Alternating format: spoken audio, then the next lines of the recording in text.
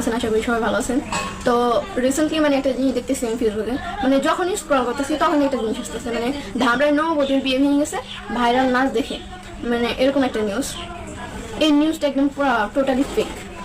মানে যে পেজ থেকে হচ্ছে এটা মানে বলা হয়েছিল, ও জায়গায় কোনো নাম ধাম বা ছবি হচ্ছে প্রকাশ করা হয়নি, কিন্তু মানে ধামের কিছু পাবলিক আছে, এরা হচ্ছে ধরে নিয়েছে যে ধামের সরকারি কলেজে একটা মেয়ে নাচছিল, তো ওর ভিডিওটা দিয়ে উপরে মানে এরকম সবাই ট্রোল করতেছে মেয়েটাকে নিয়ে।